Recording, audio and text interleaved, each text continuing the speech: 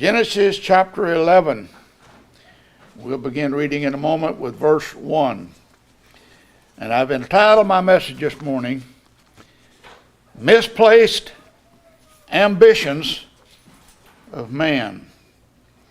Not God, but man has misplaced his ambitions.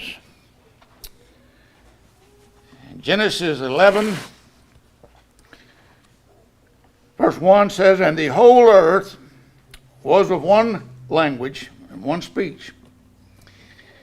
It came to pass as they journeyed from the east that they found a plain in the land of Shinar, and they dwelt there.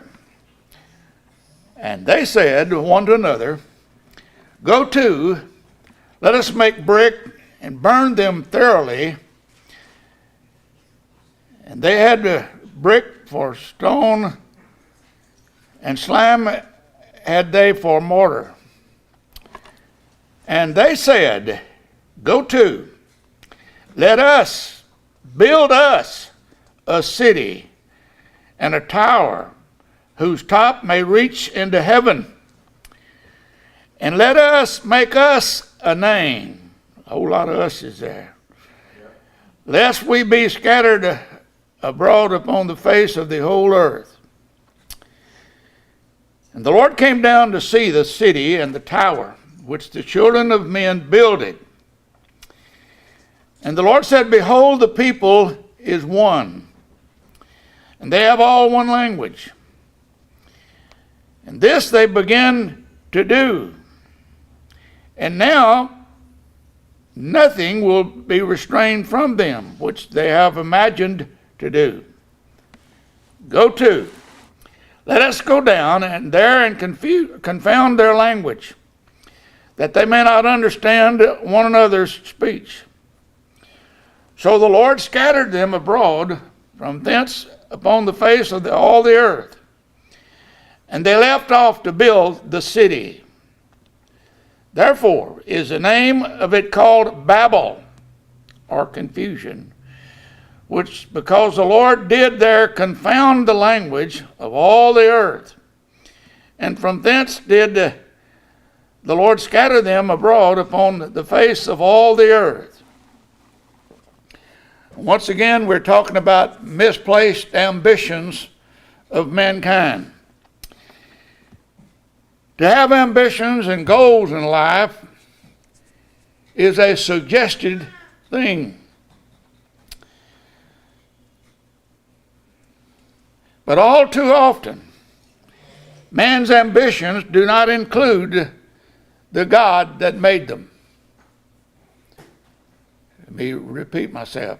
All too often, man's ambitions do not include God that made them. Now, our text was and is the beginning of idolatry. When the Lord gave the commandments, the first commandment he gave was, Thou shalt have no other gods before me.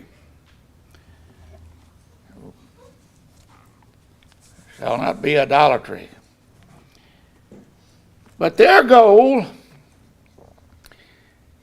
in this time was to defy God. God, we're going to overlook what you said. They said, let us make a name for ourselves. Let us do this, that, and the other.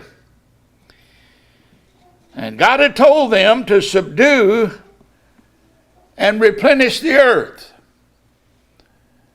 And they said, No, God, we're going to do it our way. We're going to build this place where it'll be the center, and we won't be scattered from it. We'll all be gathered here.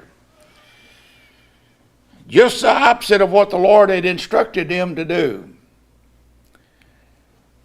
He had told them to replenish the earth.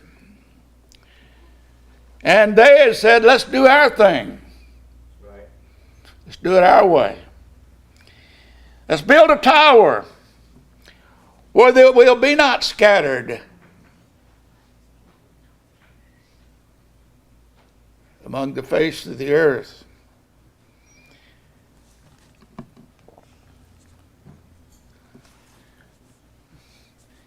Yesterday, Linda and I were up here to church, and Pastor Enrique had got a couple of fellows to work on a pipeline, our water line. We've had problems with it. I walked over and to say something to them. No habla el English. They looked at me and I looked at them, big puzzled look. I didn't dare try to speak Spanish because they'd laugh at me with good reason. But had this not happened back in the Bible days, all men would have been of one language, right? And we know the ultimate goal of mankind is globalization. So they tell me. But this people said, let's do our thing, lest we be scattered. And God had told them to scatter. But God was not mentioned in their plans. They didn't say we're going to consult God before we do this. They just simply, in defiance of God, said we're going to do it. Let us make us a name. Not too many years ago, man began something similar. They invented the computer. What an ingenious invention. You can now communicate with people worldwide with a push of a button or the blink of an eye. You can send pictures throughout the world, or send faxes, send a text. And folk, if you don't want to be in tune, don't fool with a computer, because everything is computerized today. You can't get around it. You're going to send emails continually. You can send photos or whatever it may be, or you can actually get on the phone and they talk to one another in person. It's amazing what all that they've come to as far as inventions. You can have access to people's personal business. It's there. Here, a couple of years ago, Linda and I went up to the cemetery where our family is buried up at Old North Church, the oldest Baptist church in the state of Texas, at Nacogdoches. We've got 4 generations buried there. And someone sent me something I didn't know all these years, and my dad didn't know either, that we had some other family buried in another part of the cemetery. They sent me that, and they sent me the latitude and longitude of where the grave actually was. So I asked a guy to help me at the phone store. I said, help me set the latitude and longitude here, and with the GPS. And Linda and I going up the road, we get to the cemetery. It said, turn right here to the cemetery, and then it says to us, you have to walk the rest of the way. You can't drive in where we were going. It told us which way to go, right and left. And we got up to the place on the other side of the cemetery that from our family was buried. A little girl was buried there. And it came on my phone. It says, when I got to the grave, it says, you have reached your destination. Now think about that a moment. We're all destined to make that step, aren't we? But here we found a little girl that had been married for 100 years. That was kin to the family. and somehow or another we got lost because it's on the rich side. And we weren't part of that bunch, from our bunch. But the thing that got me was us being able to do what we had just accomplished. We found a grave that had been there all these years, and we didn't know it until we had a latitude, longitude, something to go by. And the computer business, which I'm not qualified to talk about that much because since I retired from my regular job, I hate to fool with a computer. But that would be hating knowledge, isn't it? But we can control a lot of things now on the computer. But in all this, when they were making a computer, I'm going to throw you back a ways. They run into a problem 23 years ago.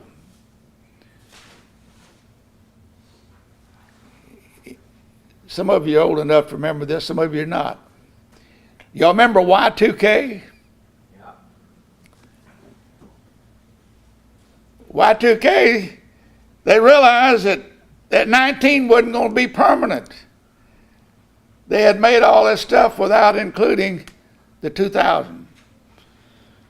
So they say they spent billions of dollars to correct the problem so they would not have total failure across the land.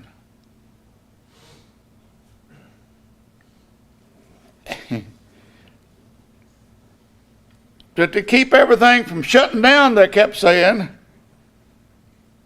they had to do this. All kinds of stuff was floated out there about what was going to happen. And it didn't happen, did it, thankfully? But it became a tower of confusion, like Babel was here that the people had intended to make. Now, the question we have here, is anything wrong with modern inventions? No, it's still man still operating it. But God let us have these things, I believe, that life might be a little more comfortable. Nowadays, if I forget something, and quite often when you get my age, you do, and I want to know something about somebody, I just type the name in. It tells me when they were born, when they died, and what all they accomplished. It's amazing that you can find that out, but it helps my memory because I forget quite often somebody's name and what they had done in the past. And God let us have these things. The problem still being that man has failed to include God in his plans. Linda and I went to Walmart's Friday. We were back picking up a few things in the pharmacy. This guy walked up to us. He said, "There is no global warming." He said, "I'm a scientist and I'm here to tell you there's no global warming." He talked enough and Linda walked away. It took me a little while longer. But when he said that the Bible was not infallible, it's time to leave. I walked away. But this guy came up with all kind of, he said, there is no hell. He said, everybody when they die is going to heaven. Now, normally you would ask a person for the chapter and verse, but this guy wanted to be argumentative to start with, so you can't reason with someone. You guys that go soul winning, y'all know you run into that. You can't reason with someone that has no reason, especially if they don't believe in God's word. Oh, God is a final authority on everything. And he's given us 66 books in the Bible. to know him better. But the problem is man still rejects God. But the good part about it, what man rejects doesn't change what God said. Idolatry has never been worse that I can see in history. And I'm going to read one verse from Romans chapter 1. Romans chapter 1. Verse 25.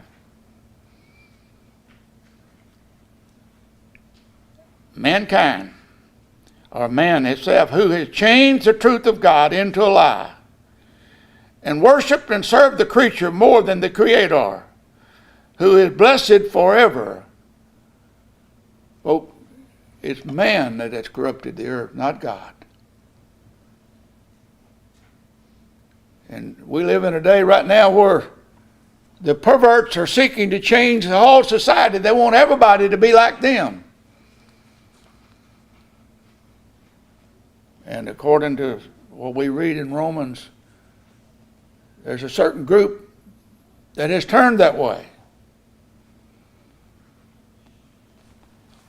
You still can't make it right in the eyes of God. Go down here on Lone Point.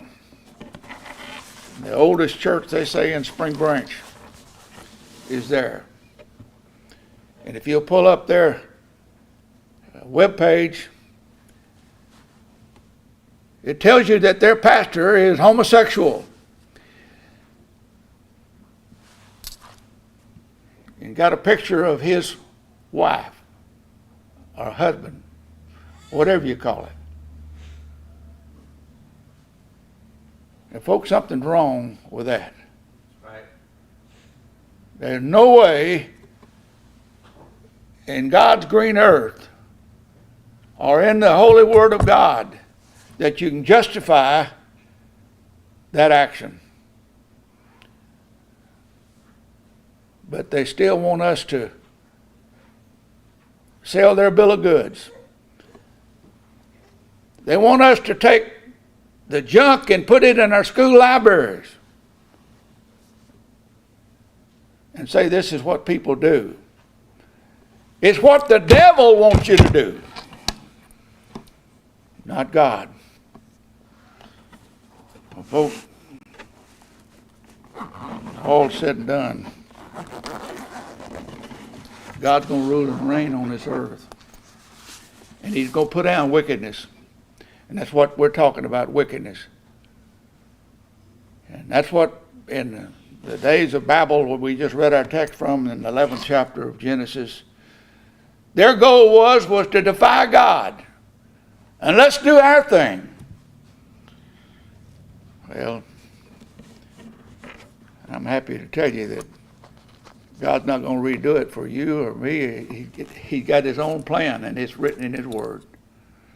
Okay, may the Lord add his blessing to these thoughts this morning. Let's stand together.